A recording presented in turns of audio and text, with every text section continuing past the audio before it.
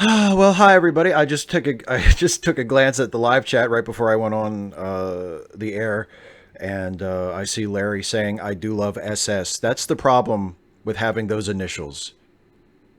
Is that there's okay? It's not. I hopefully you're referring to me when you say I do love SS because there's another way different and way worse meaning for those initials, which I know that Larry didn't mean. So I don't even know why I brought it up in the first place. I apologize to everybody. Hi, everybody. Thanks for coming to the live stream. Hi to everybody in the chat. Thanks for showing up. As always, if you have questions for me and you're in the live chat right now and you want to ask your question during the stream, please hold on to your question until I get through my questions from my Patreon patrons, and then I will turn to the live chat. And Larry, yes, they have snazzy uniforms, but Jesus Christ. Larry is, I love Larry. I love Larry a lot, but Larry is occasionally a little problematic. Anyway, please hold on to your questions in the live chat until I get through the patron questions, and then I will turn my full attention to the live chat and we can talk about whatever you want. So, yes, Larry, just calm down, please. I'm going to turn away from the live chat now, so you can just please don't throw a tantrum while I'm paying attention to the patron questions. Okay, thank you. I think I give him too much. I give him too much leeway. I think is the problem. It's my fault. Anyway, questions from my wonderful Patreon patrons. The first is from Drace Domino, who says, even though it's your least favorite of the Trek series, what are a few things you like about Voyager? There's got to be at least some stuff across all those seasons. Well, of course there is. Yeah, and I'm grateful for any opportunity to make this point. Since I do talk a lot of shit about Voyager, and I do enjoy taking like cheap shots, just totally out of left field, really mean cheap shots at Voyager in my Trek Actually videos, I don't hate Voyager. I don't have anything against it. I don't think the people who made it are bad people. I don't think people who are fans of Voyager are bad people or that they have anything to be embarrassed about or ashamed of. I like to say that as often as I have an opportunity to, because I don't want it to come across as like, yeah, I mean, yes, it is kind of mean spirited, but I don't want you to think that I'm one of those assholes who is like, if you like the thing that I don't like, then I don't like you, or, you're being a fan wrong or any of that shit. People who love Voyager are completely fine and entitled to love Voyager. And if Voyager is their favorite show or whatever, that's wonderful. And like I say, I don't hate it. It's just my least favorite of the shows. There are times when I feel like watching Voyager. Not very many times, but there are times when I feel like watching Voyager. So yeah, some things I like about it. Actually, as much as I give the show a hard time, I think pretty much all of the central actors are excellent. I think Kate Mulgrew is terrific and does as good a job with Captain Janeway as written as anybody could have. Some of those people on there who had I feel so bad for Robert Beltran, who played Chakotay, because he had just such a nothing character to play, and any degree of nuance or likability or anything just distinctive and human about Chakotay that somehow manages to come throughout those 7 seasons, that's got to be all Robert Beltran, because there's nothing to that character. So I think a lot of the actors do a fantastic. I mean, Robert Picardo, good Lord, Robert Picardo does such a great job as the Doctor. And yeah, so I like that. I think it has, I guess, probably the second best pilot episode of all the Star Trek shows. I still think the Deep Space Nine's pilot, The Emissary, is the best pilot of any Star Trek series to date. But Voyager's first episode, Caretaker, is a really, really strong episode. I know I made a whole Trek Actually video about it, and about how Janeway's decision in the climax of that episode, because of how I think it's kind of poorly written or poorly justified, her decision to remain in the Delta Quadrant when they had a chance to get home, I think was just poorly justified by the writing of that script. But overall, Caretaker is a pretty good episode, and it's a really good episode for a first episode. So that it's got that going for it too. There are some other really good episodes of Voyager. The first Q episode, Death Wish, is an excellent episode. One of my favorite episodes that I mention pretty much anytime anybody asks me what my favorite Voyager episode is, I always love that episode, The Thaw, with Michael McKean as the clown, who is like the embodiment of fear. That's a really strong episode. So there are certainly things about Voyager that I like, and some of my dislike of it is overstated for comic effect, or is amplified beyond what it actually is by the fact that I just keep going back to that in Trek Actually videos, and I keep taking opportunities to take cheap shots at Voyager. But yeah, there's a lot about Voyager that I enjoy. So yeah, absolutely. And thank you for the opportunity to say that. Next question from John Brockman. So if we start throwing cows at Fash, would that be okay? Asking for a friend. You know, I mean, this is like asking the parent who is the really soft touch if you can go out with your friends this weekend. Like, I'm going to say yes. You know what I mean? Like, I'm not going to care. Like, I'm not going to tell you to go to the party where they're going to have beer. I'm not going to tell you to do that. And I'm not going to approve of it, like, overtly. But I'm not going to tell you not to go. You're talking to Dad here. Dad's the cool parent. I'm not going to tell you not. If you ask me for permission, I'm going to tell you to go ahead. I'm not going to tell people not to throw shit at fascists.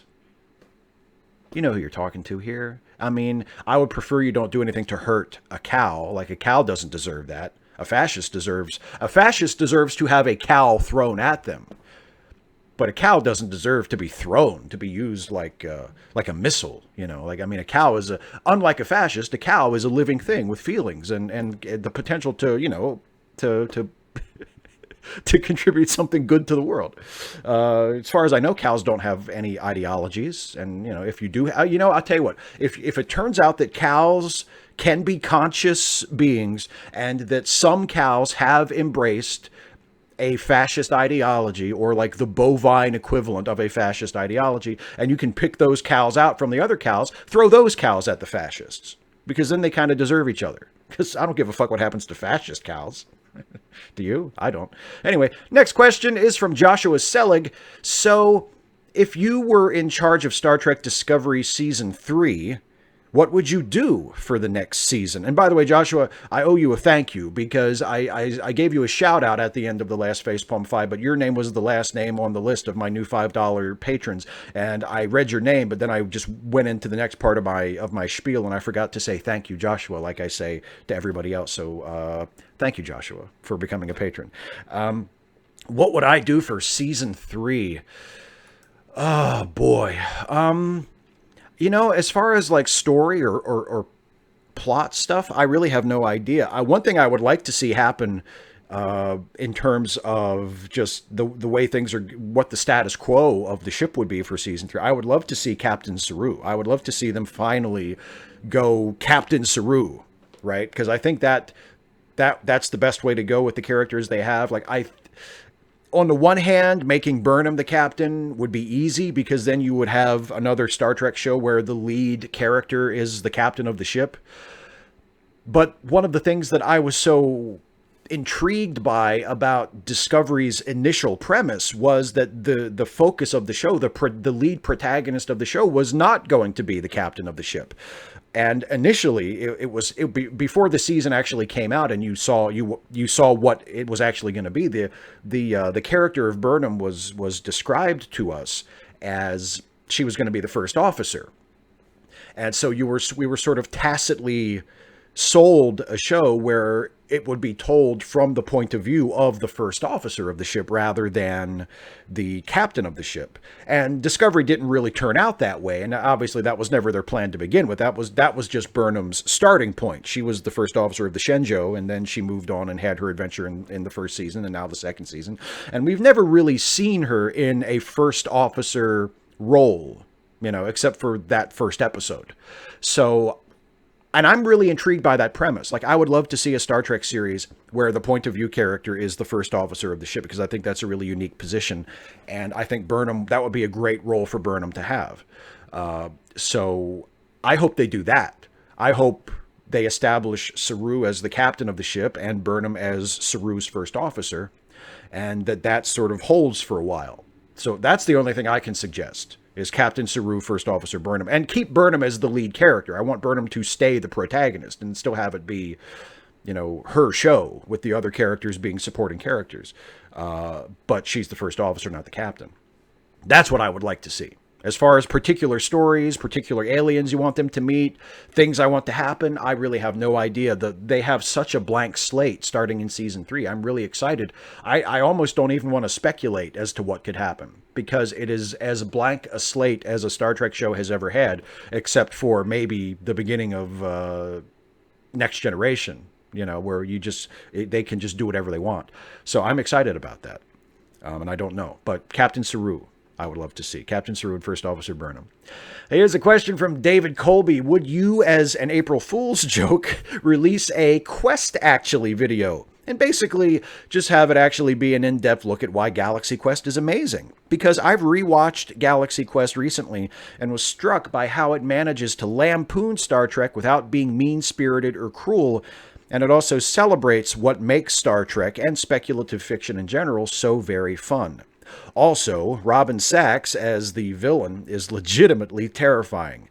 Like, I'd rank Saris below Janeway and above the Borg Queen for my favorite Star Trek antagonist. High praise indeed.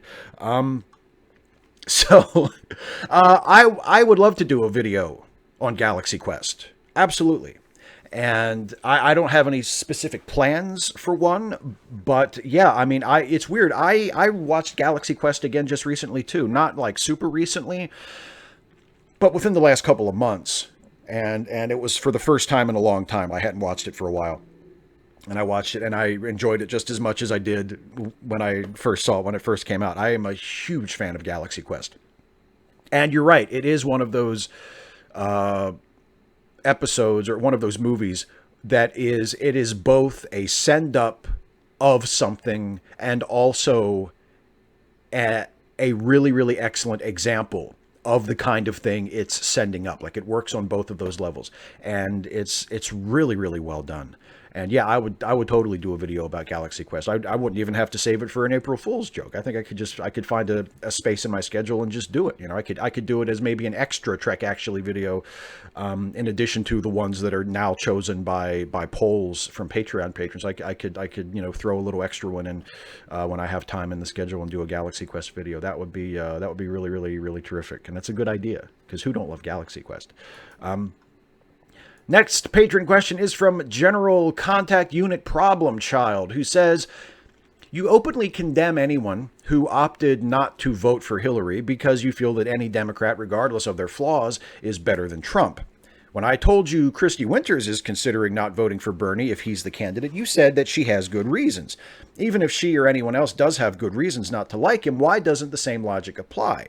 You have to vote for the Democrat because any Democrat, regardless of their flaws, is better than Trump. I mean, would you feel differently about this if someone who wasn't your friend was talking about not voting for Bernie? P.S. Since Aaron Ra decided to defend rationality rules, I think you might be the only white male atheist YouTuber I still fully respect. Well, thank you for that. If the state of YouTube atheism is really that bad, that I'm the only I'm the only white one worth a shit left, then that is pretty terrible. I'm not saying that you're wrong, by the way. I'm just commenting that if we're down to me in terms of representing white dudes in YouTube atheism, then we're really in the shit. And yeah, the Aaron thing sucks. Anybody who defends rationality rules or tries to minimize what he said in those videos, or just, accept his bullshit self-serving apology, all of that is just like, he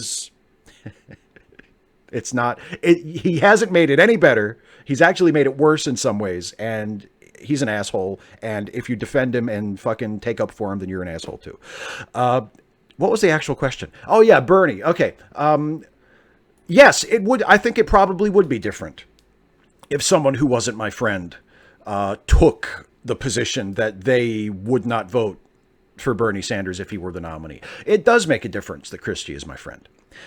It does make a difference that I know Christie, and I know her to be a very well-informed and intelligent person, and a person with experience in politics that I just don't have, in ways that I have never participated in the political system, with education that I don't have in an area that I know far, far less about than she does, and the fact that I just generally respect her and consider her to be a person of integrity and a person who doesn't make decisions like that lightly.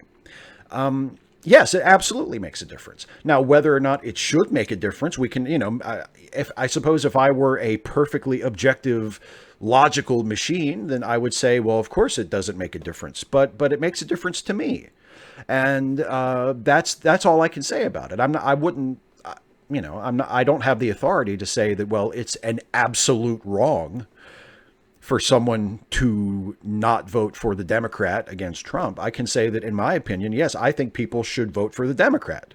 And I disagree with Christy about that. If I were in her position and someone who I did not care for became the Democratic nominee, and they were running against Donald Trump, or really if they were running against any Republican, because the Republican Party has really shown its colors over the last couple of years. So if they were running against any Republican, I would like to think that I would hold my nose and vote for the Democrat, because even if it would be a shit Democrat, it would be better than a Republican. So I disagree with Christy on that, but I don't condemn her for it. And I don't think that she's a bad person for thinking that or for considering that. We have a difference of opinion, and I respect her enough and respect her reasons enough and her intelligence and I respect her as a person enough as to say, all right, well, not what I would do, not what I think you should do, but you know what? It's not up to me, and she didn't fucking ask me, and she doesn't have to.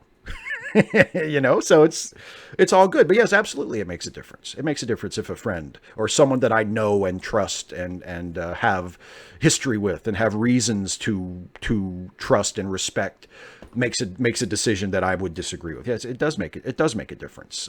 Maybe it's emotional. Maybe it's not strictly logical or fair. Maybe it's an instance of me displaying some bias. I'm open to all of that. But that's the truth. That's how I feel about it. So I hope that's okay.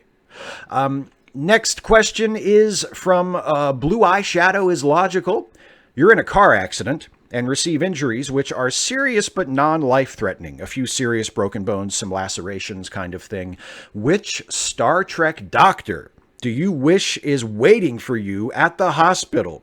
You are being brought to a 2019 hospital, and whoever you choose has always been living in this time period. Who would you be least happy to see?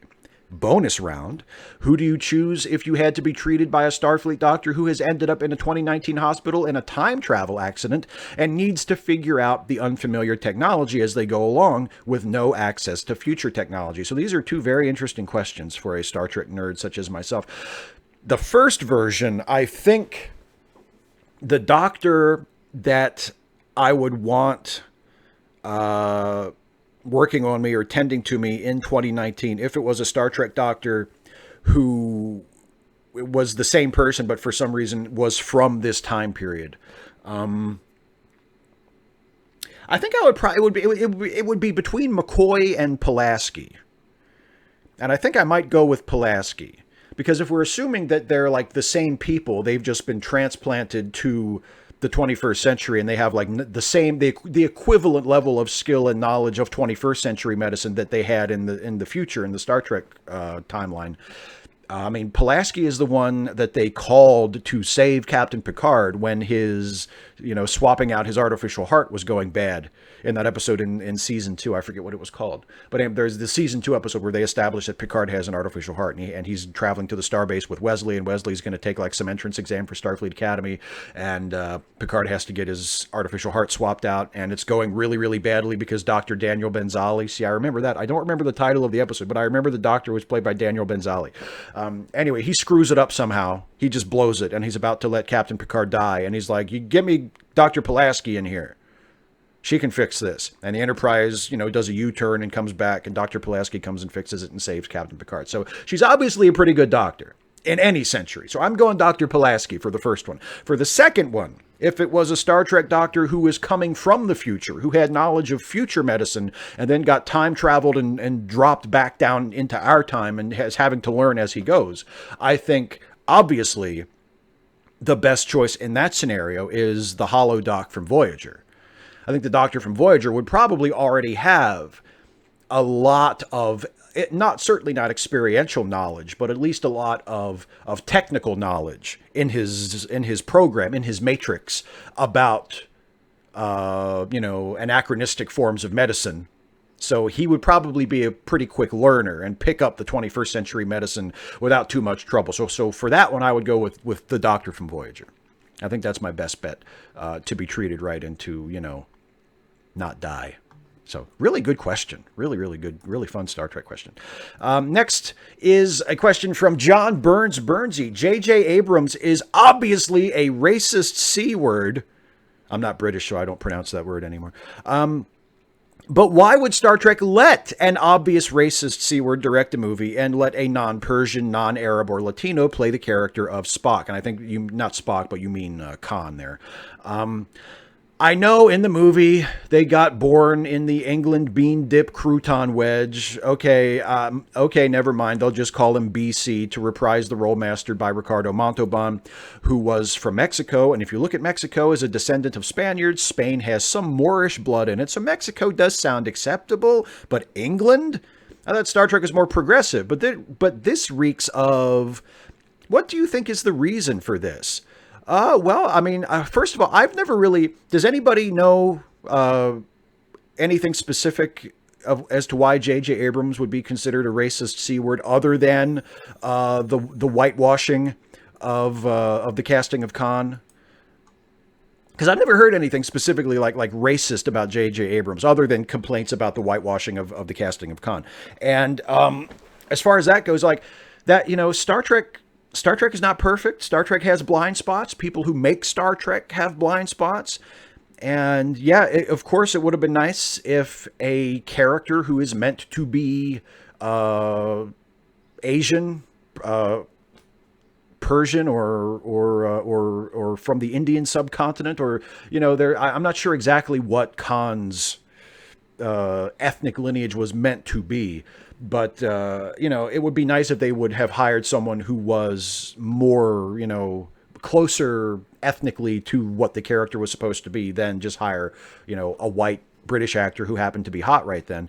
Yeah, it's whitewashing. And unfortunately, it doesn't happen as often as it used to, but it still happens. And it has happened, recently. And Star Trek Into Darkness is an example of that, where they hired a really, really talented, really terrific actor, Benedict Cumberbatch, to play that role. But he wasn't really the person who should have played that role, given how the role is written and who that character is supposed to be. They did at least explain the difference in the Countdown to Darkness comic book series, which is written as though it is canonical. I would still sort of quibble whether or not it is actually canonical, but I think the writers and the producers of, I think like Alex Kurtzman or Roberto Orsi have said that the Countdown comics are considered canon, but I don't know if that's like official or not.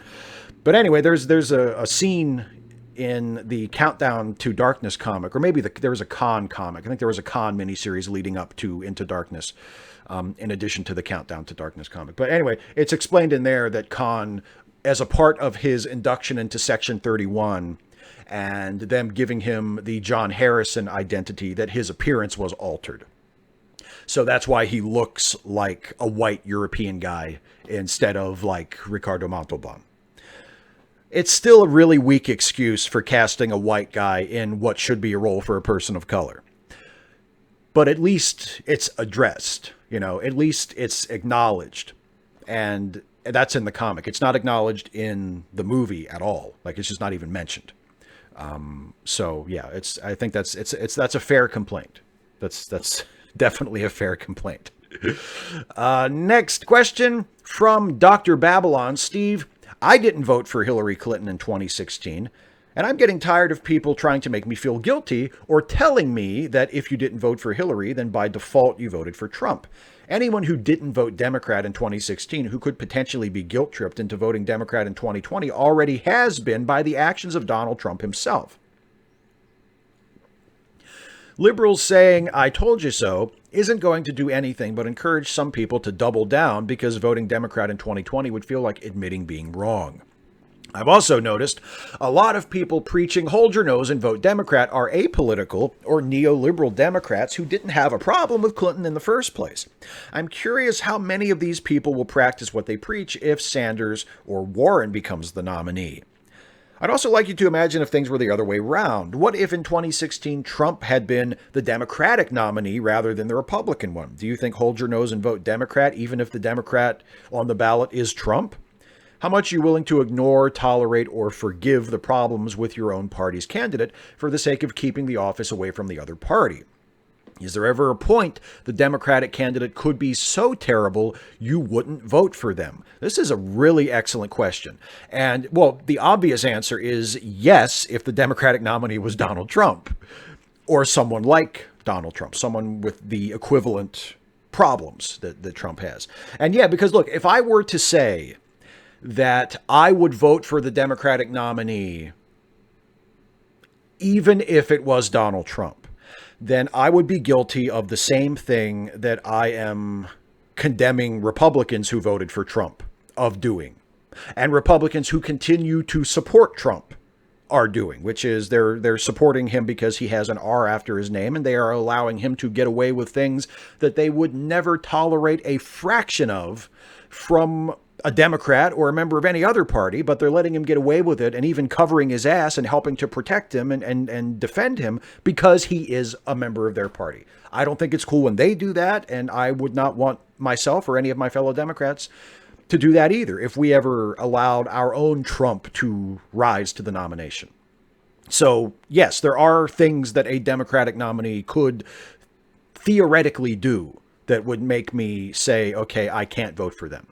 I wouldn't vote for the Republican either. That would be an instance where I would have to vote for a third party candidate. I have no idea who that would be.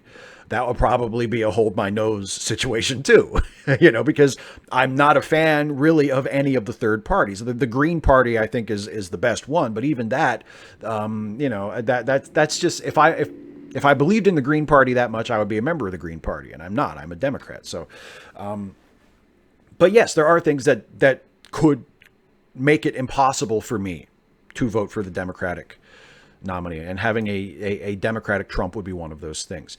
And yeah, I think it's a good question, or it's a good point that a lot of the people who say just hold your nose and vote Democrat are people who didn't have a problem with Hillary in the first place. I think that's a fair point. And I do think that the particular awfulness of Trump, even though I think Trump, the things that Trump represents, the policies Trump wants to put forward are Republican policies, and Trump himself is not the problem. He is a symptom of the problem. But because Trump himself is so particularly awful, I think it makes it even more inexcusable for someone to not vote for the candidate who has the best chance of beating him. I'll put it that way. But as I said about if Christy Winters decided not to vote for the Democratic nominee, if it was Bernie Sanders, I am not going to absolutely condemn somebody who voted for someone other than Hillary Clinton or Donald Trump in 2016. I personally don't see any reason to not vote for Hillary Clinton. I acknowledge the problems that she had as a candidate. But I did not see and still don't see any reason why anyone would not have voted for her unless they wanted Donald Trump to be president. But as I said in the question where I addressed this already, like that is my view. It doesn't mean that I think you're a shitty person or that you have anything to be embarrassed about or ashamed about or whatever. If you had what you felt were good reasons for voting for a third party candidate or not voting in the presidential election or whatever, that's your thing to be comfortable with. If it is a cross to carry, that is your cross to carry. If you're okay with it and you're fine with how you voted, then that's fine.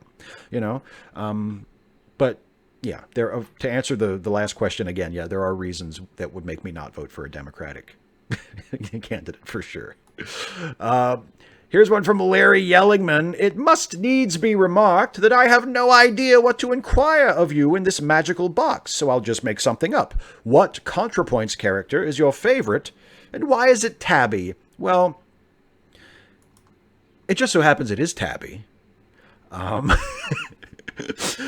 think Tabby is a lot of people's favorites. I think a lot of us who are Contrapoints fans would be happy if Tabby was in every video. Like, even if there was no justification for her to show up at all. If Tabby just walked, just like, you know, if Natalie was in the middle of making some kind of a point about a completely unrelated topic, had nothing to do with authoritarianism or leftism or anything like that, and she was just talking about, you know, something else, and you know, Tabby kicks in the door and comes in brandishing the bat. I think a lot of us would just be happy just to see that, even if it was a complete non sequitur. Because Tabby's the best. Because she's funny.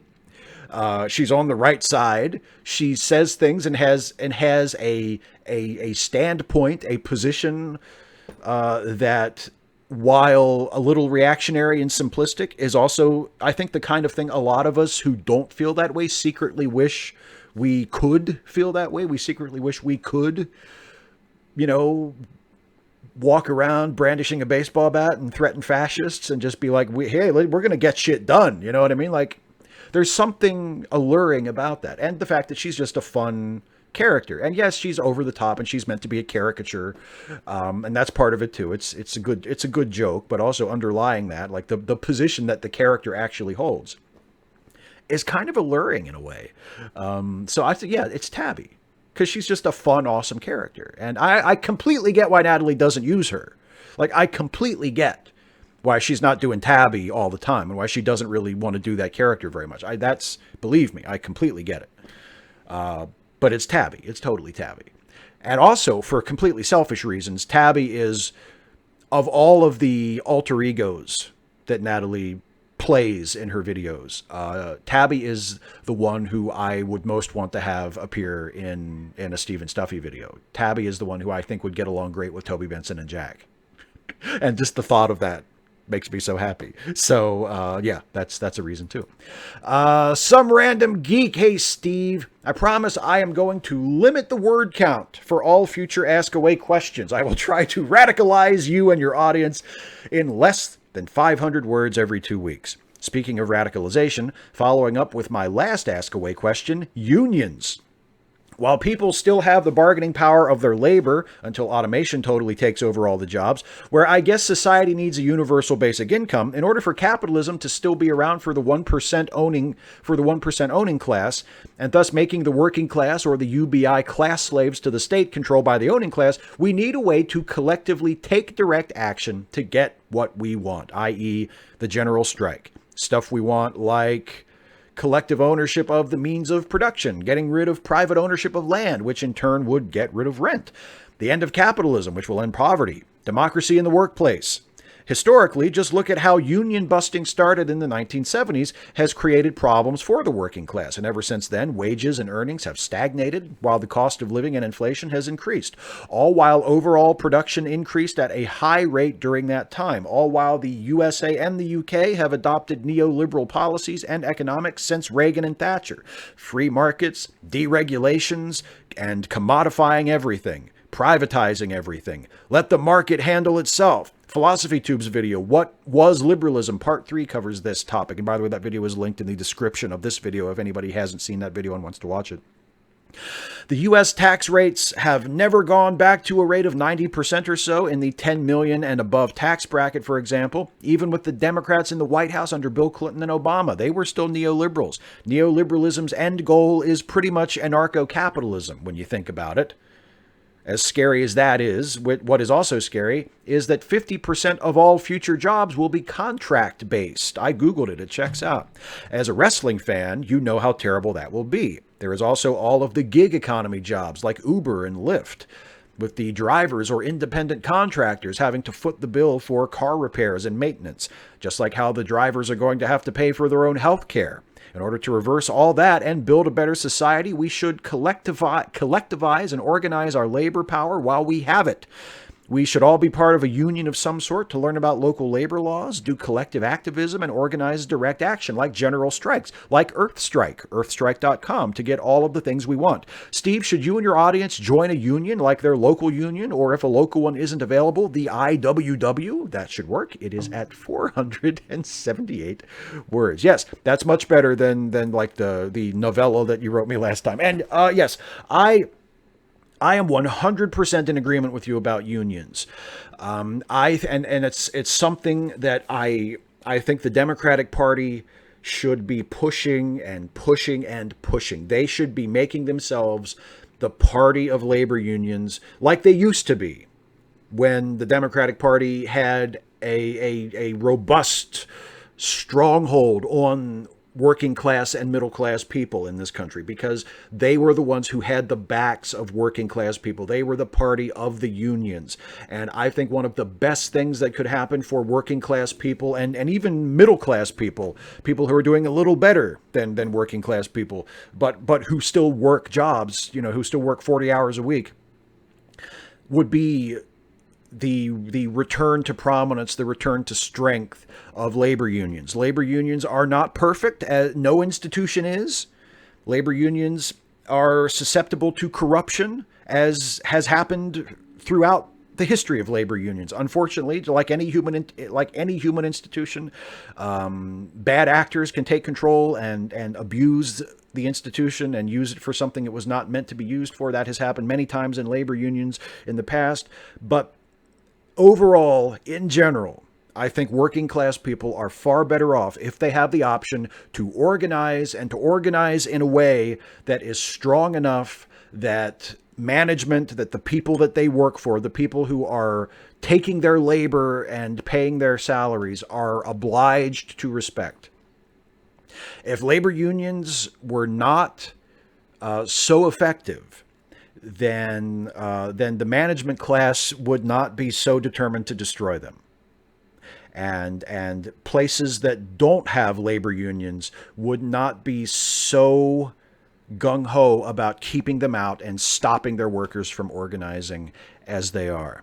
So I think that just the amount of fear of labor unions in places where they don't exist or don't have the level of influence that they should have is evidence enough that they work pretty well and that we should want more of them. Can you imagine how much better it would be for people who work for a company like Amazon if there was a powerful, influential union that Jeff Bezos and his executives at Amazon had to reckon with? I mean, good Lord. Or Walmart. I mean, and really any big corporation that employs a lot of people at entry level or working class positions, hourly wage positions, or even salaried employees, but that don't make a whole hell of a lot per year. Like any company that has a large number of employees like that and doesn't have a labor union, which is a lot of companies now. Like, can you imagine how much better life would be for those people if they had a union, if they could organize and they actually had some leverage in getting better pay, better benefits, all that sort of stuff. I'm 100% in favor of labor unions, and really wish that more politicians in this country, especially people who claim that they are progressives and claim that they want to do what's right for the working class and the middle class, would be a lot more fearless and robust in their support of labor unions. Neo-normie Poffit who deftly didn't vote for Sargon of Milkshake. Oh, do you do karaoke requests? As I'm a fan of Take On Me by Aha, which has the greatest pop video ever. Here's the words. Okay, so I'm not going to sing this song for a couple reasons.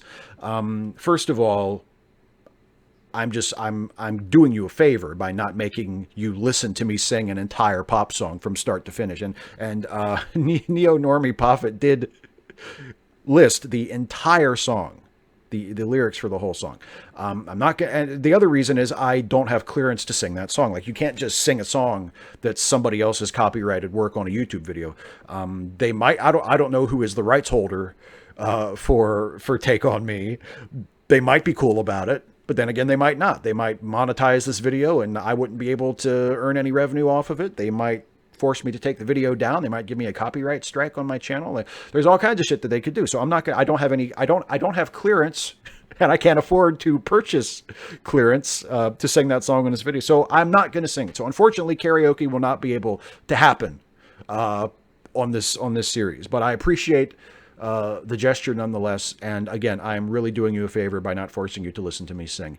If you really want to know what it's like to hear me sing, there are a couple of Steve and Stuffy episodes where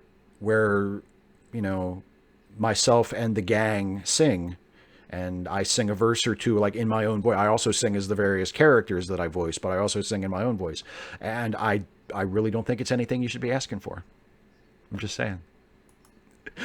Next video is from Kizzy. Do you believe in Brexit? And can you imagine the USA allowing another government to create its laws? Oh boy, can we? Like, can we do that? Can another government please come in and create our laws, at least for a few years? I would be completely in favor of that. The UK, the United Kingdom has the right to leave the European Union. I believe in it in that sense. I believe that because there is a mechanism in the Charter of the European Union to allow states that vote to leave, right? So in that sense, I believe that they have the right to do it. But I do not think they should do it. I think it's a horrible idea. And I don't think they should do it. I don't think they should have voted to do it. I think people who voted to leave were wrong and were very silly and making a terrible decision. And I think the prospect of the UK after Brexit, if it does indeed happen, is a lot worse than it would be if they just stayed in the EU. So in that sense, no, I don't support it. I mean, it's not really my call because I am not a citizen of the UK. I won't be directly affected by it. But if I were, I would not support it at all. I would be very much in the Remain camp. I think it's a terrible idea, and it was a terrible decision. So no, I don't support it at all. And as for letting other governments make our laws, I think that's a very nationalist point of view. Like, I do believe in state sovereignty, but I also believe that it should not necessarily be absolute. You know what I mean? Like, a state in the United States, like the state of Maryland here, we have the ability to make our own laws, but we are also subject to the laws of the United States, of the federal government.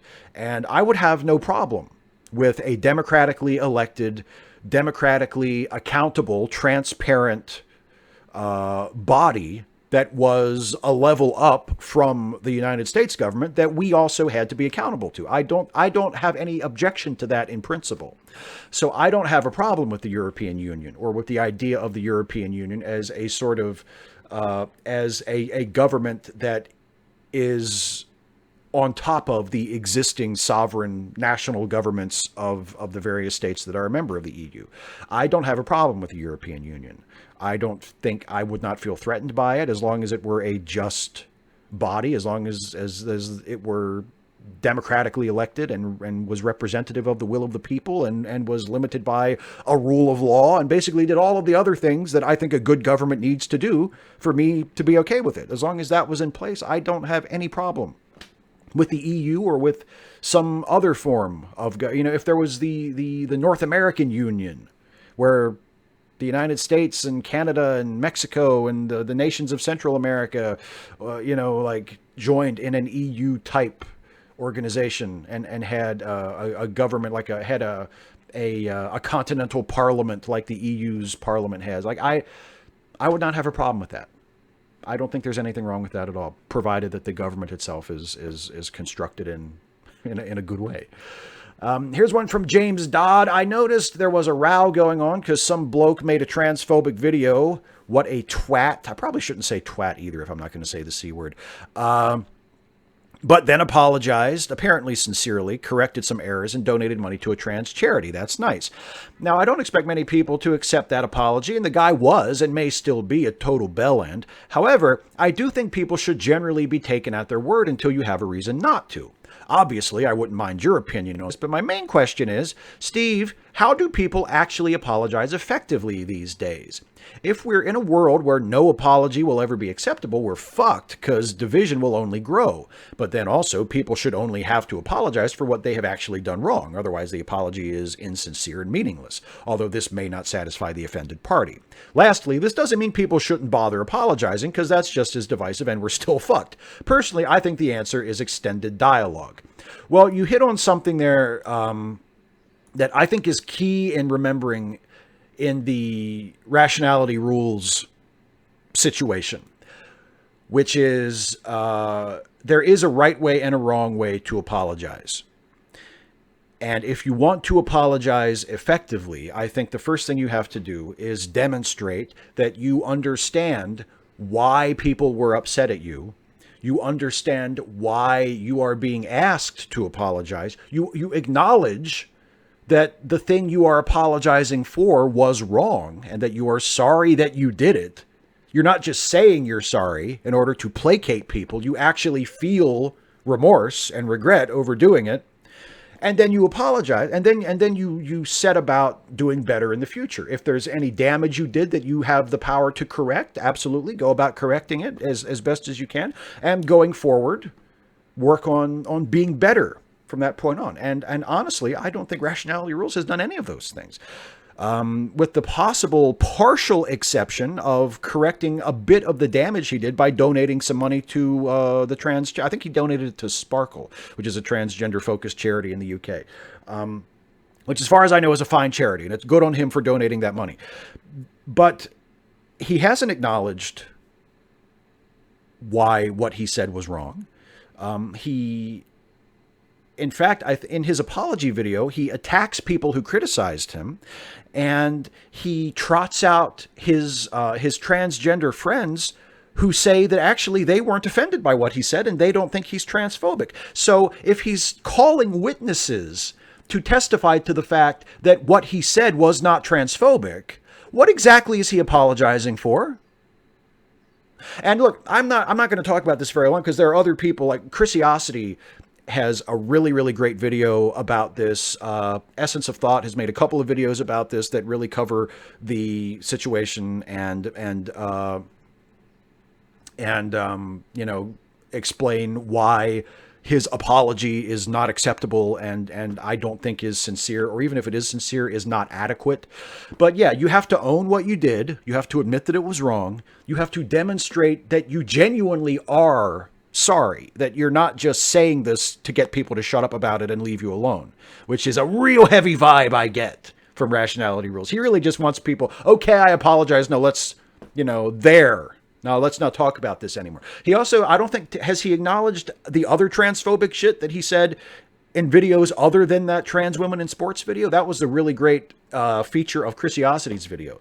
She showed that actually he has a history of saying transphobic shit or indicating that he has transphobic views. And, you know, that if you're not going to reckon with that, which is the cause of the whole problem, if you're going to continue to insist that you are not and never have been transphobic, when that is clearly not the case, then your apology means nothing. And as far as I'm not like watching every video he puts out. I'm not paying that close of attention to it because honestly, I thought he was a prick before this, so I don't watch his stuff. But if his position is still I'm not transphobic and I never have been, then we're done. Because that's not true. And until you acknowledge the problem, until you acknowledge your own biases, your own prejudice, and the ways in which that played into you saying the things you're now supposedly apologizing for, we're done. This is pointless. This is a pointless exercise. So yes, absolutely, I agree. People should be able to apologize. People should be able to apologize and to make good for what they've done. I do not want to live in a world where people can't apologize, or no apologies are ever good enough, or apologies aren't accepted. Or I agree with you 100%. Redemption should be possible. And we all fuck up. I've fucked up. Everybody watching this, I'm sure, has fucked up a time or two at least. And you've had to apologize, and you felt terrible about the thing you said or the thing you did. And you felt like you have to crawl out of a hole that you made for yourself. And it's the worst feeling in the world. We've all been there. And we all are very grateful that our friends, that if we're YouTubers, our audiences, our parents, our family, whoever we owe the apology to, we're very, very happy that they have had their hearts open enough that they are willing to accept our apologies and give us room to grow and to be better and to move on from our offenses, right? That's I'm completely in favor of that and support that, and am very grateful for that myself because of the times I have had to apologize in my life. So we don't want there to be a world where there's just no apologizing, and if you it can't possibly be strike one and you're out forever, right? We don't want that. But the apology has to be genuine, it has to be sincere, it has to take into account the offense, it has to demonstrate an understanding of what you did wrong.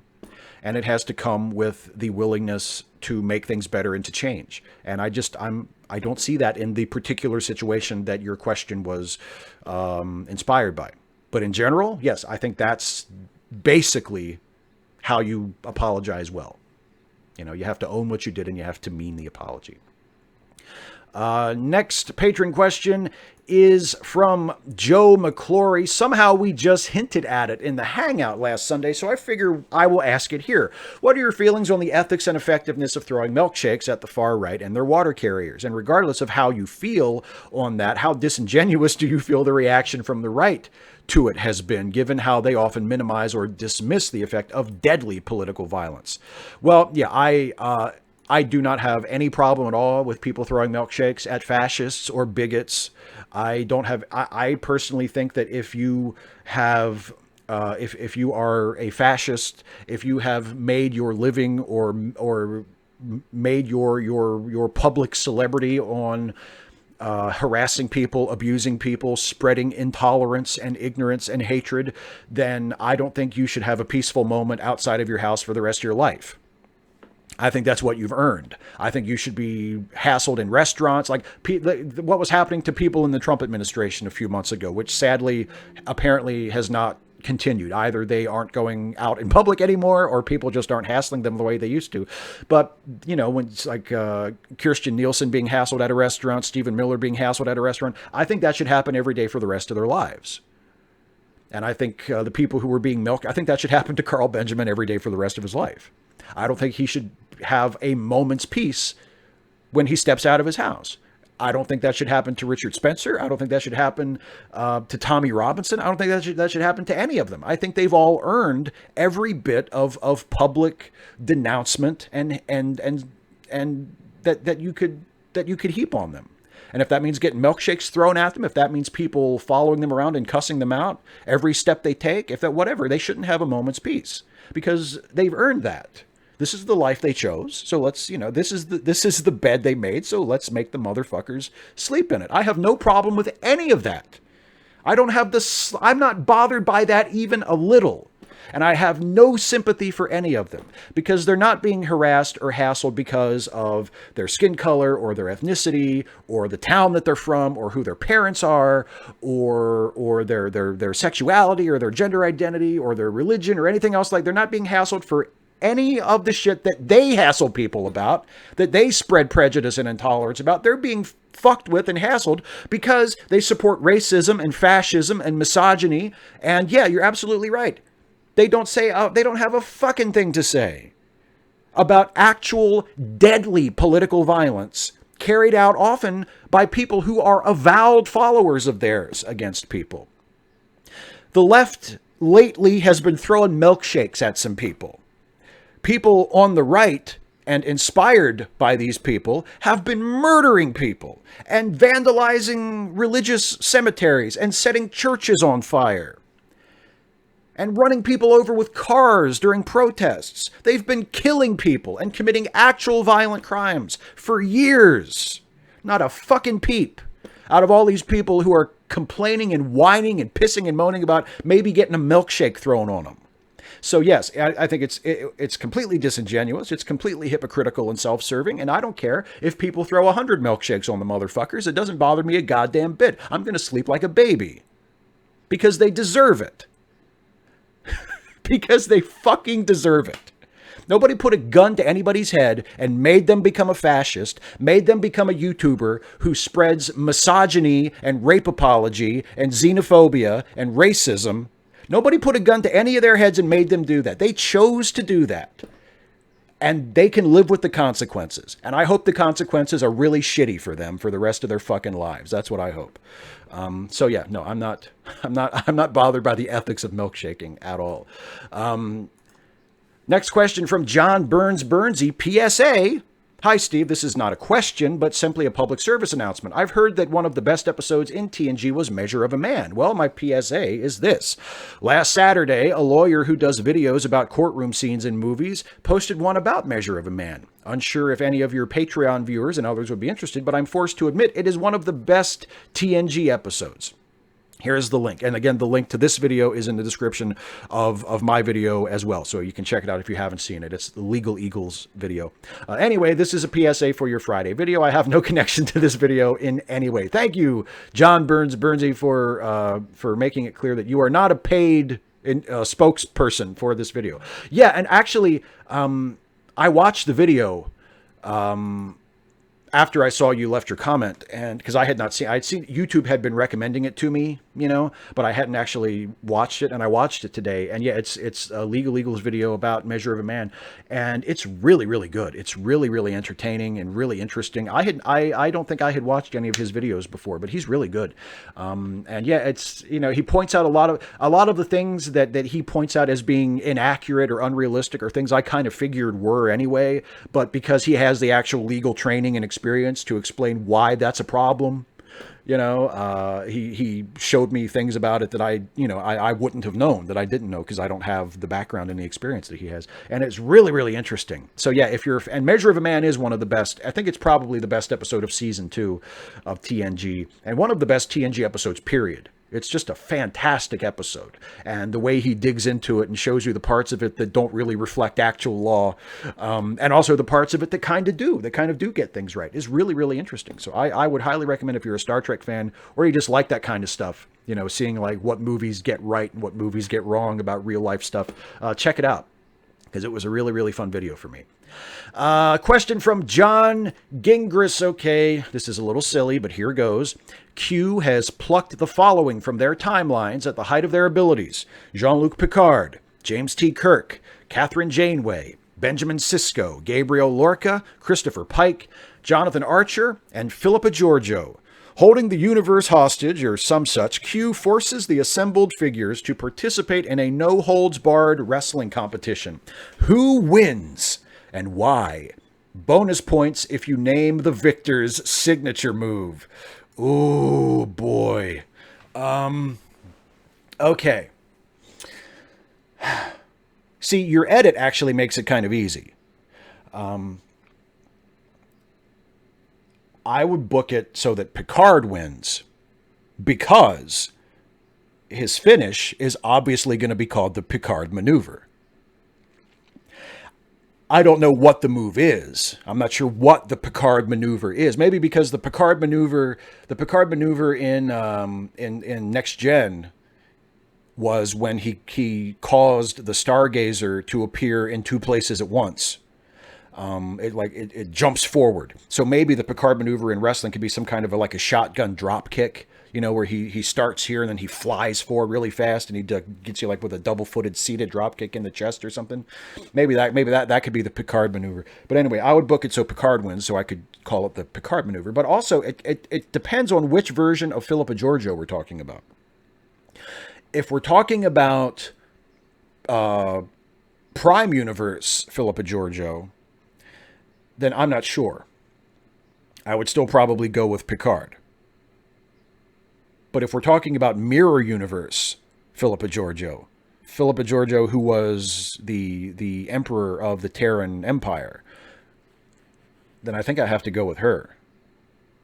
And I don't know what her finish would be, and I don't know what it would be called, but I know she would win. I don't think she would agree to do the job. I think if if Taryn Philippa Giorgio was in the match and we're backstage going over the match and I'm the agent for the match and I'm like, okay, and Giorgio, then, you miss a blind charge in the corner and Pike comes up behind you and German suplexes you and you get eliminated. She's not going to go for that. She's going to say, she's going to pull a Hulk Hogan on me and go, that doesn't work for me, brother. And however it goes, Taryn Philippa Giorgio is winning that goddamn match. I don't think she's not doing a job for any of those people. So yeah. I would go with Picard just because of the name of the finish. But, if it's Taryn Giorgio, I got to go with that. Now, someone who contacted me before we went on the air, but didn't have a chance to actually post their question until after I went on the air, which usually is a no-no. But because they contacted me beforehand and said they wanted to ask a question, but they didn't actually post it, I noticed until after I was on the air, I'm going to answer their question real quick, another patron question, and then let me see. And then we'll turn to the chat.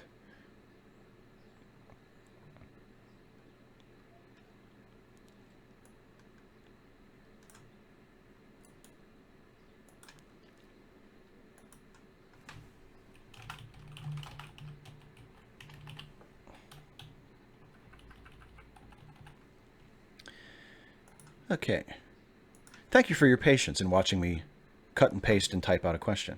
All right, so the final patron question is from Matthew Maeda, who says, "Hi, Steve. I had a Star Trek question concerning the episode Drumhead from Next Gen. One of the Admiral's advisors was a Betazoid. Now, I don't remember hearing whether or not the advisor was just half Betazoid like Troy, because if a full Betazoid, he would be fully telepathic. If that is the case, then shouldn't he have been able to read the mind of Tarsus and know he was not only part Romulan, but he didn't actually cherish that heritage that the advisor himself accused him of? Further, he would also have known from Worf's mind that his father wasn't a Romulan collaborator, at least as far as Worf goes. So to accuse Worf of being a son of a collaborator would have been unnecessary.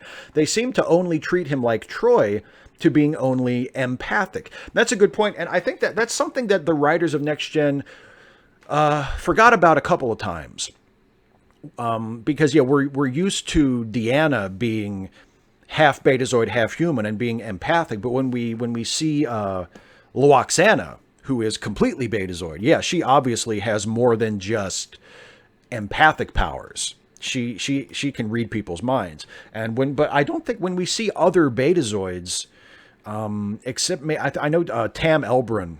In one of my least favorite episodes, Tin Man, Tam Elbrun is Betazoid and is like super telepathic, can read people's thoughts whether he wants to or not.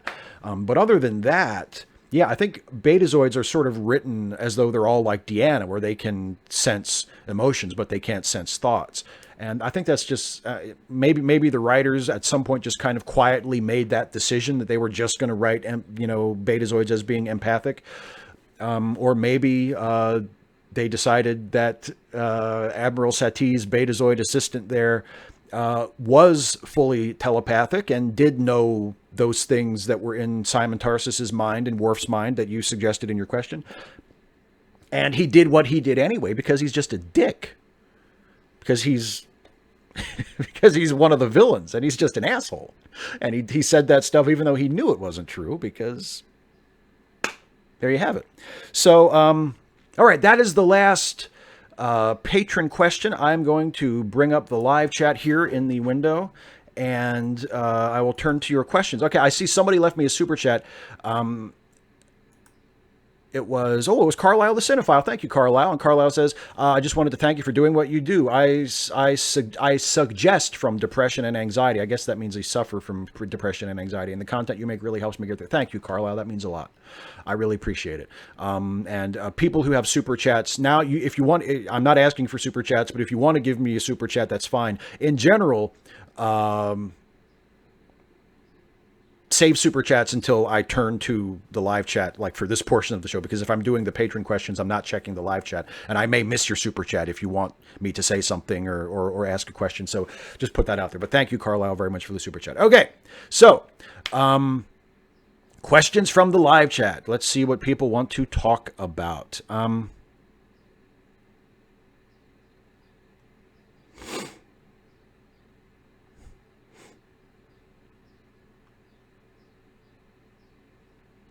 255 AD says, suppose one of these fascists made a Christian Picciolini-like attempt to redeem themselves. Would you be against people milkshaking them if they'd done that? Oh, yes, of course. Yes, absolutely. If they have redeemed themselves, if they have done a babyface turn, to use some pro wrestling parlance, and they are no longer that type of person, they have changed and made amends. And yes, of course, I would not want a good person to be milkshaked, and a good person who used to be a bad person but has now legitimately changed and genuinely is a better person now. Of course, yes, I would not want such a person to be milkshaked or to be attacked or hassled or whatever. No, certainly not.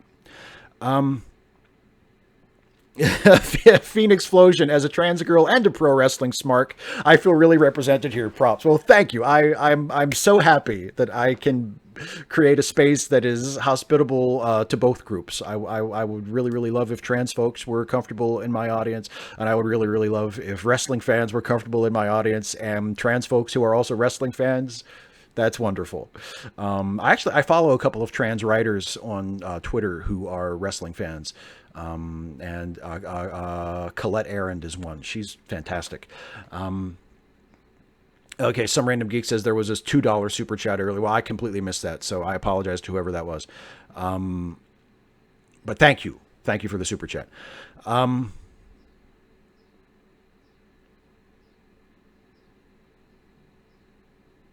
Now, a Citra or a Citra here has an interesting point. Instead of violence, attack their pocketbooks, get them fired, shame them. I support all that stuff too. And I think it's important to note, because it gets lost in these conversations, I don't think that milkshaking people or throwing eggs at people or hassling people in public by itself will fix anything. I think it's not as if, well, we'll just throw milkshakes on them and then the problem of fascism or the problem of institutionalized bigotry will go away. That's certainly not the case, and that's not what I'm proposing at all. And I do think people need to be mindful that violence doesn't escalate. I mean, I think that's something people need to be concerned about. But violence by fascists escalates as well, by design. Like, that's almost inevitable. So, but yes, publicly revealing them, getting them fired, fucking with their money, as I like to say, that is all something I completely support as well, 100%.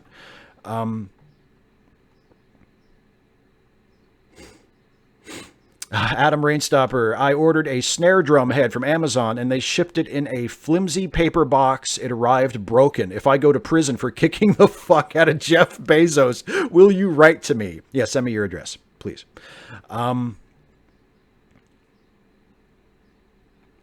Okay, and again, I'm going through the live chat, and it sometimes is a little too quick for me. So if you asked a question in the live chat and the show ends and I haven't gotten to it, it is nothing personal. I just want to put that out there.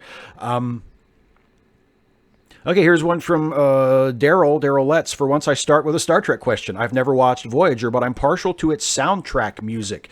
Which Trek series soundtrack music is your favorite? Enterprise. No, I'm kidding. Actually, Voyager's opening theme is really good. Voyager's opening theme might be my favorite of the opening themes of the shows. I think it's really nice. As far as just overall soundtracks, I mean, Deep Space Nine's score and soundtrack is typically pretty good. I love the score of Star Trek First Contact. I love the main title theme of First Contact. I think it's just beautiful. And most of the incidental music, the actual score is excellent. Actually, I used to own that soundtrack album. That was one of the ones that Jerry Goldsmith wrote.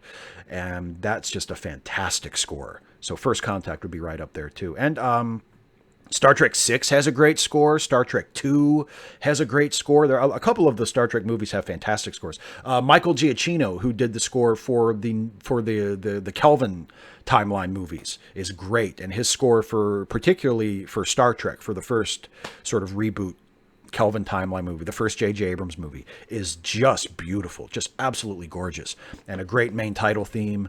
So yeah, I would all of those. All of those. I don't know if I can pick an absolute favorite, but all of those are just amazing.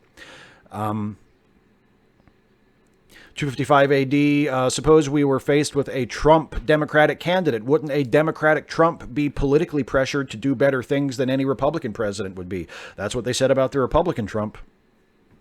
I mean, not exactly that, but they said, oh, no, Trump won't be as bad as you think because the political pressures will force him to govern as a relatively conventional president.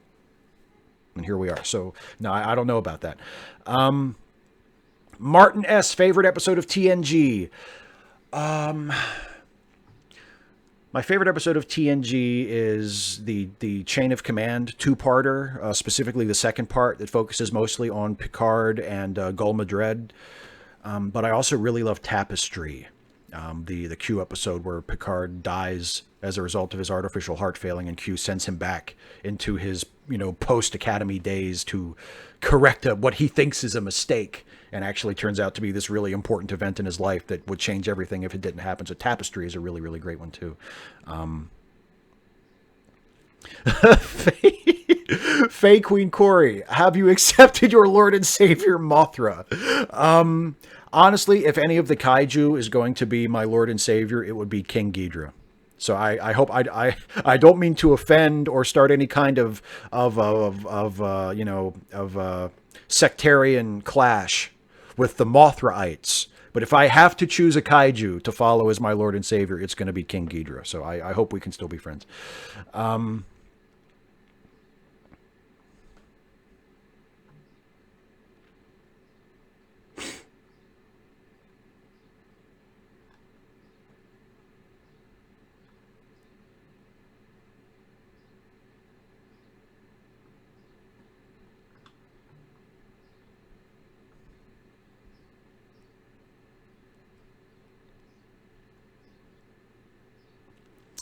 Who's the one from Phoenix Explosion? With Saudi requesting Sami Zayn not participate in the upcoming WWE show due to his ethnicity, in addition to other transgressions, is it right to be angry at wrestlers who do participate? Yes. Yes. I don't think anybody should go. And if you hold it against a wrestler, look, I remember I read one of the wrestling blogs there. I read Scott Keith's blog, which is at blogofdoom.com and has been for a while, but he used to be Netcop and then the Smark. And I've read Scott Keith's wrestling blogs for 20 years. And he and I probably don't see eye to eye on some things politically, but he is someone who has expressed some discomfort with the WWE doing the Saudi shows. And he usually he shies away from like overt political statements, but he said something about it when they announced that one of the big matches was going to be Undertaker versus Goldberg. And he said, I'm really disappointed in Goldberg for taking the money and for saying yes, because I thought Goldberg had more integrity than that. And I think we can hold everybody to that standard.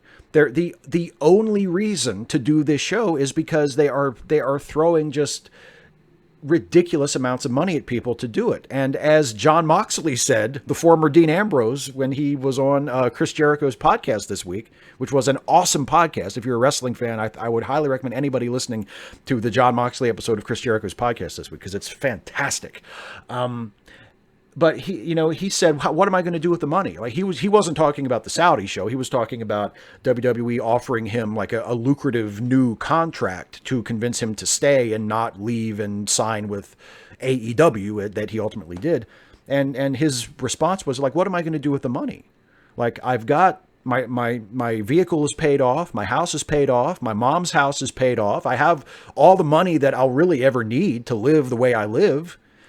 What am I going to do with why do I need the money? And that's kind of the feeling that I have, with people who are taking the Saudi money to go. It's like, how much money is worth it? Like we know what this government is. We know what the Saudi government is. And we know that the company line of, oh, we're going over there to, to push for change is horseshit, because the women aren't going, because Sami Zayn's not going. They're doing what the Saudi government wants them to do. So in what way is that promoting change in Saudi Arabia? Answer, it's not. They're just taking the money. So I think it's completely fair to be pissed at any wrestler who says, yes, I'll sign on and do that show, because it's bullshit. It's completely inexcusable.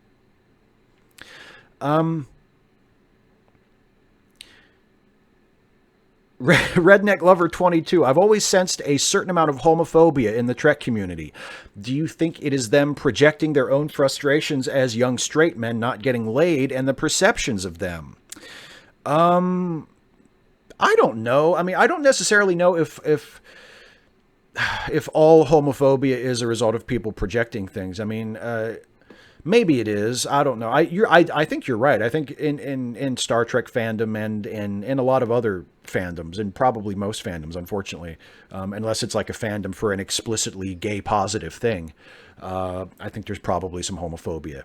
And I don't know. I think it's because we've been raised in a homophobic culture, and we have homophobia taught to us as children, and that's just something that comes out of us sometimes, that becomes a part of the fan community. And like Star Trek Discovery, I think, has done a really good job of course correcting, but Star Trek has not always been as pro LGBTQ plus as it could have been or should have been. It's never been like overtly hostile. Like I don't think there's ever been a Star Trek show that has been intentionally, homophobic or hostile to gay people, but it hasn't been as proactively pro-gay as it could have been or should have been either, until Discovery. And there's probably things Discovery does that it shouldn't do. I mean, the killing of Dr. Culber in season 1, which they undid, but people very rightly had a problem with that, saying like, oh, it's the kill your gays trope, which I think was a fair charge, and they heard that and they did something about it. But yeah, I think part of, if there's any lingering homophobia in Trek fandom, part of it may be due to the fact that the shows, the franchise itself, has not done enough to make those people know that this is not for them and they're not welcome, and their prejudice is not compatible with this thing that they are a fan of. At least not in a way that would make them welcome in fan communities. Like, if you want to be a homophobe and watch Star Trek, fine. You can do that. Enjoy it in your own time. But don't fucking come around and pollute fan communities with your homophobia. David Colby, do you think droidecas form from Star Wars? Do I think droidecas from Star Wars are cute? They're the round ones from the Phantom Menace with the force fields. Oh, the little things. I don't know. It's hard for me to think anything from the prequels is cute. I guess they're okay. I don't know. I'm glad you told me what they were, though, by the way, because because I would not have known what you were talking about.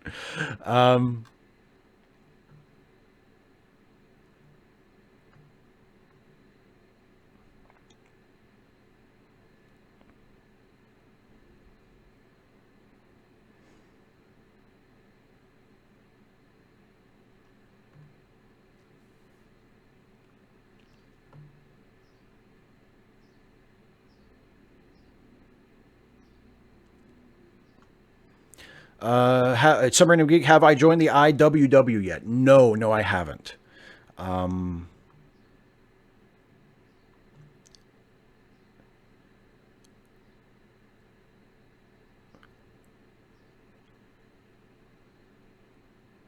Josh, the NES Nerd 11, was watching your Superman reviews when I saw you were live, and I'm curious of your opinion on the 2 Columbia serials of Superman released between Fleischer and Moltmann. I like those serials. I don't think that I wouldn't call them good, and they're a little long. They're difficult to watch in one sitting, because I think those if you watch a serial from beginning to end in one sitting, it's like 4 hours long. It's way too long to watch in one sitting, but they're fun. They're a lot of fun. I don't think that they're of very high quality. I don't think they're very well written. I think the budget was obviously very little, but I think Kirk Lynn was a fine Superman, for the time. I don't think he stands up to comparison to George Reeves or Christopher Reeve or Brandon Routh. Or, God damn it, I'm going to hate myself now. I can't think of his name. The guy who plays Superman in Supergirl. Tyler Hoechlin. Tyler Hoechlin. I thought of it. Fantastic Superman. But Kirkland is good, and I like those old serials, yeah.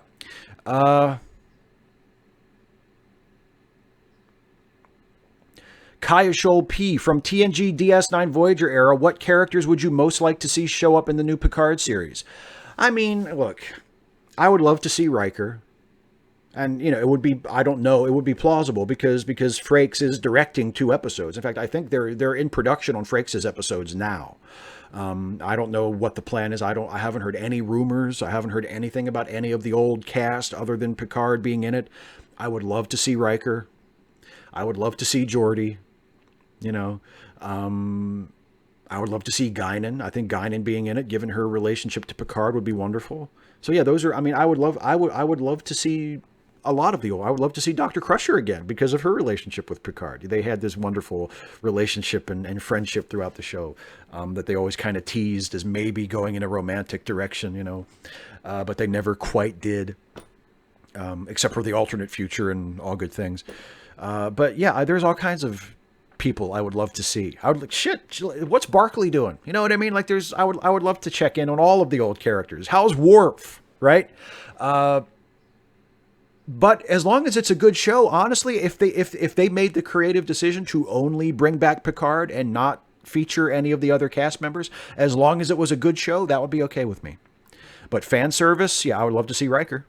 Hey, I would love to see Riker. He's my role model, at least physically.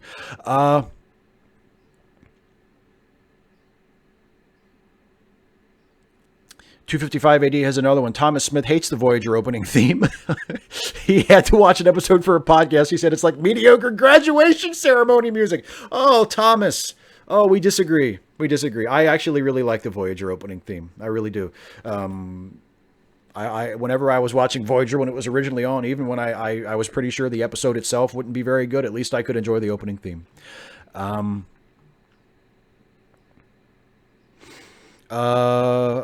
A Citra off topic, but I'm low-key hyped for the next Godzilla film, especially after hearing some critics are complaining there was too much monster fighting. Right? I know. Like, there's never enough monster fighting. In the classic Godzilla movies, the ones where it's just the people in costumes, which I love. I absolutely love those classic Godzilla movies. My favorite Godzilla movie is Godzilla vs. Megalon, which is one of the worst ones. It's just awful. But it's the one with Jet Jaguar, the robot man, and he inexplicably grows to like Godzilla size to help Godzilla fight Megalon and Gigan at the end. And it's the one where Godzilla does like the sliding kick by sliding on the end of his tail. So bad. Just awful. But it's a riot. I love it. It's my favorite Godzilla movie by far. But I like all the old Godzilla movies. And yeah, there's like the human stories are always just filler. You're always just patiently watching the human characters do whatever their story is until you can get to the monster fights. So, I mean, yeah, it's a really weird criticism to say, oh, it's a pretty good Godzilla movie, but too much monster fights. Like, well, okay. Like it is what it is. But yeah, I might make an effort to go out and see the new Godzilla in the theater as well. The aforementioned King Ghidorah, isn't it? Malcolm Fields, did you watch the new documentary? If you mean the Deep Space Nine documentary, yes, I saw it. I mentioned this the last 2 episodes of this stream, I think, so it must be a really popular topic. I saw it as a part of the. I watched the Kickstarter backer stream that they made available, and I'm also getting a Blu-ray as a Kickstarter backer when they ship those next month. So yeah, and I thought it was great. I loved it. I loved it a whole lot. Jamie J, are you part of the One Big Union? If not, why do you hate labor rights? Actually, I must really hate labor rights because I don't think I know what the One Big Union is. So no, I'm not a member. Sorry. Carlisle the Cinephile, have you ever considered playing Star Trek Online? Not seriously. I mean, it looks cool, but I just, it's something that I don't think I would play very much, So I've never really thought about it. I play Star Trek Timelines, the mobile game, every once in a while, but even that I haven't really picked up for months. I've never really seriously considered playing Star Trek Online.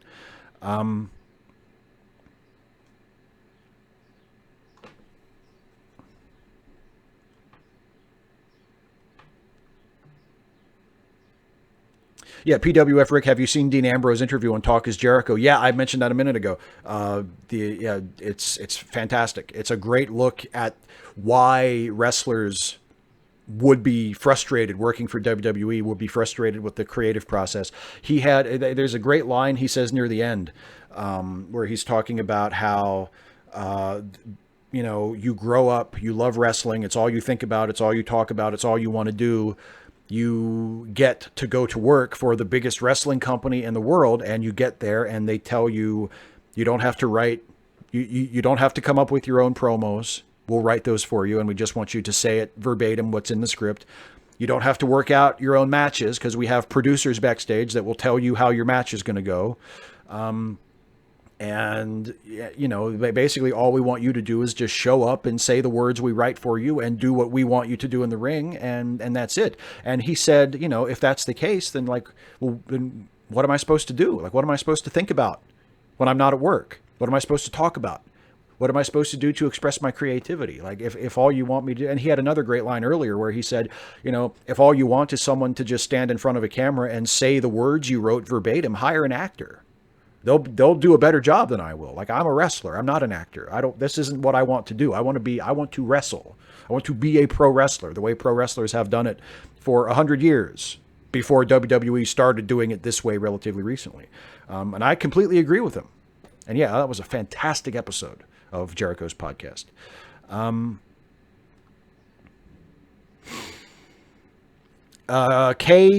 K. Eberhardt, is the quality of TNG on Blu-ray worth buying? I have the DVDs. I would say yes. Absolutely. The Blu-ray versions, the high def versions, are also the ones that are on Netflix right now. They're the versions that are available in the various streaming platforms that Next Gen is available on, and it is a big difference. And if you watch the high def Next Gen episodes and compare them to like an episode of Deep Space Nine, which has never been released in HD, the difference is striking. It's a much higher level of quality. So if you can afford it, like if it's within your budget and it's something that you really love, to get Next Gen on Blu-ray instead of just having it on DVD, I think it is worth it. Yeah, it looks fantastic. 255 AD, why did you think Rationality Rules was a prick before this? Well, as Chrisiosity pointed out, he's said transphobic stuff before. He's a diehard Sam Harris lover, which 9 times out of 10 means you're a prick because Sam Harris is a prick. So yes, basically that. And he just, it's kind of a tell when you have rationality or logic or skeptic or something like that, like in the name of your channel or in the alias you use, like, it's a little bit like, it's like when a guy walks around constantly telling people how tough he is. He's probably not very tough, because real tough people don't feel the need to broadcast their toughness. They probably don't even think about it. Or if they do, they just assume that their toughness speaks for itself.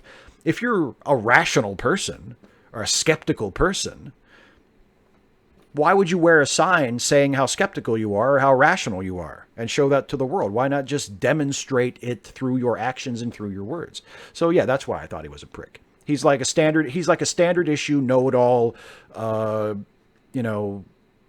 smug YouTube atheist skeptic. And most of those are pricks.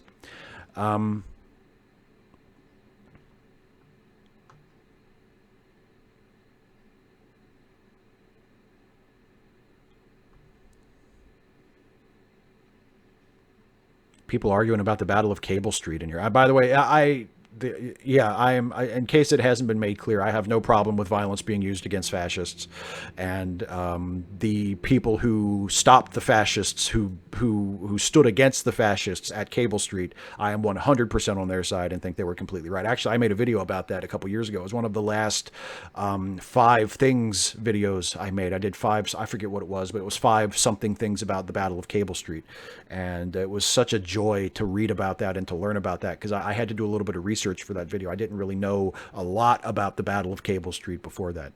But yeah, those talk about an example of what to do. What do you do when fascists try to organize and march through your neighborhood? You stand in their way and you stop them from doing it.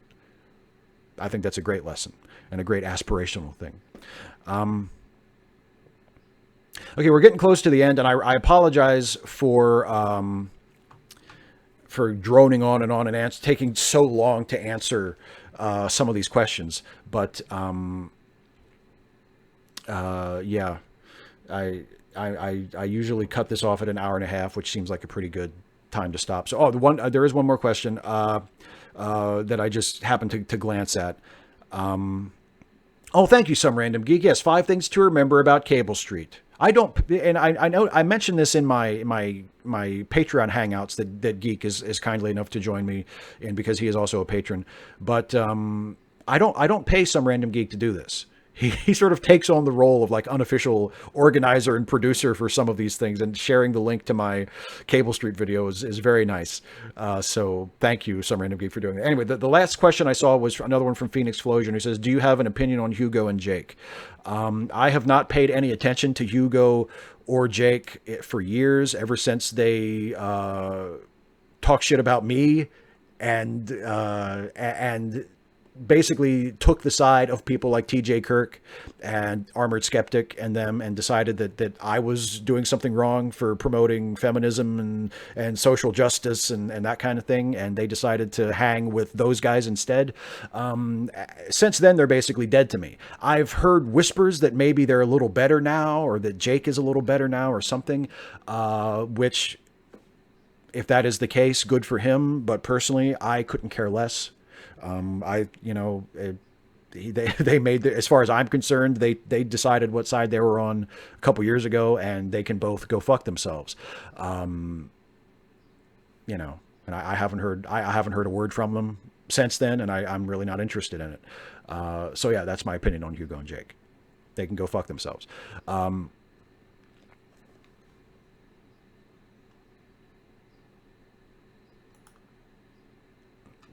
yes, David Colby. TJ is such a dick. Yeah, he always has been. There's never been. It's just like like with the Carl Benjamin thing. Like people, the now that he's the rape tweet guy because he ran for European Parliament, people are like, oh God, I like he's always been this bad. There was never a time when he was okay. Same thing with the Amazing Atheist. Same thing with all these shithead, you know, intolerant, prejudiced, anti-feminist, self-styled skeptics. They've never been good. They've never been good. There was never a time when you could go, oh, actually, back then he was okay. No, he wasn't. They've always been garbage. It's just that we didn't always see it, you know. But anyway, yeah. On that happy note, I'm gonna call this to a close. So I really really apologize if I missed any of your questions. Again, it wasn't personal. It's just sometimes the chat goes by, and then sometimes I take way too long to answer questions, and then I run up against my time limit, and I just can't get I can't get to everything. So I apologize for that. It's nothing personal. I do want to remind everybody, if you enjoy what I do on this channel, you can support the channel by going to patreon.com/Steve Shives. And one of the little bonuses, if you become a patron at any level, is you can submit a question for me to answer on this stream ahead of time. And I answer every question from Patreon patrons that I see before the show. And it's a good way, if you have a question that you want to guarantee that I'll talk about, you can submit it as a patron. And also, if you enjoy what I do on YouTube, and specifically if you enjoy the Star Trek stuff that I do, you should check out the podcasts that I co-host. I co-host 2 podcasts as a part of the Let Me Listen podcast family, along with the awesome and brilliant Jason Harding, who just celebrated a birthday recently. Happy birthday, Jason. And we co-host Late Seating, which is a movie review podcast where we take a look at classic films and decide whether or not they deserve their reputation, whether that reputation is good or bad. And we also co-host a Star Trek themed comedy podcast called The Ensign's Log, which I think you'll really dig if you like my if you really like my Trek Actually videos. I think you'll enjoy the Ensign's Log if you're not listening to that already. So check that out. You can listen to those shows and the other Let Me Listen podcasts at letmelistenpodcast.com. And the links are also in the description of this video. You can subscribe via RSS, listen on whatever your favorite podcast app is.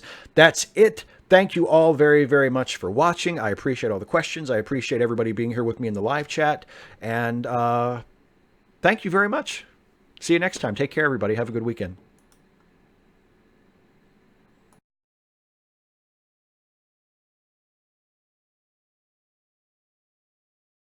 Oh yeah. Okay. Sorry. Some random geek just reminded me. The charity links. Sorry, I'm not off the air yet. I just clicked the camera off. Yes, the charity links. Some of our friends need some help, and they are linked in the description of this video as well. If you can afford to throw a couple bucks at our friends whose fundraisers are linked in the description of the video, please do that as well. Some random geek, thank you very, very much for reminding me of that before I finish the stream. So thank you. Yes, it was a false finish, brother. It was a visual pinfall. The referee, there had been a ref bump, and I was down for the 3 count, but thankfully the bell did not ring. The match was not over, but it's over now. For real. So thank you, everybody, once again for watching, and I'll see you next time. Take care.